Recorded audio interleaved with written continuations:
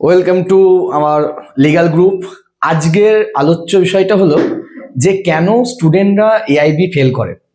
তার কারণ কয়েকটা উদাহরণ দিই। প্রথমত যে ক্যাজুয়াল অ্যাপ্রোচ, যেহেতু ওপেন বুক এক্সাম, তো সবাই মনে করে যে আমরা না পড়ে হয়তো বা কোনো রকম ভাবে কোনো প্রিপারেশন ছাড়াই হয়তো পাস করে যেতে পারবো, এর জন্য অনেকে ফেল করে থাকে।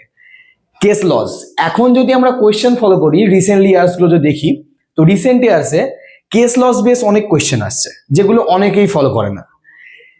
থার্ড হচ্ছে স্ট্রাকচারাল প্রিপারেশন নেই। যখন পরীক্ষাটা হচ্ছে, পরীক্ষাটার সময় আমি কোন কোয়েশ্চেন আগে করবো বা কোন কোয়েশ্চেন পরে করব, সেই কোয়েশ্চেনটা নিয়ে একটা স্ট্রাকচারাল প্রিপারেশনের প্রচুর পরিমাণে অভাব রয়েছে। ফাউন্ড দ্য বিয়ার প্রভিশন, এটা আর একটা, যে তোমরা ল তো পড়ে এসছো, কিন্তু ল পড়ার পরে গিয়ে বিয়ার প্রভিশনে কোথায় কোন সেকশনে কি আছে সেটা একটা বোঝার একটা কারোর সমস্যা রয়েছে। তার উপর হচ্ছে লাস্ট, ওভার কনফিডেন্স।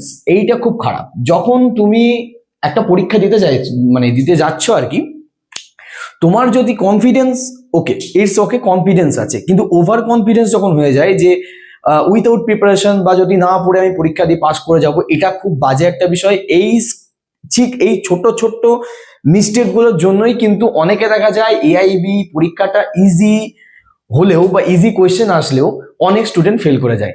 তাই বলবো যে আমাদের গ্রুপের সাথে যদি আপনারা থাকেন বা তোমরা যদি আমাদের গ্রুপের সাথে যদি থাকো, তাহলে আশা করি এই ছোট ছোট ভুলগুলোকে আমরা শুধরে দিতে পারবো, আর তোমরা খুব সহজেই এই এআইবি এক্সাম তোমরা পাস করতে পারবে। Thank you.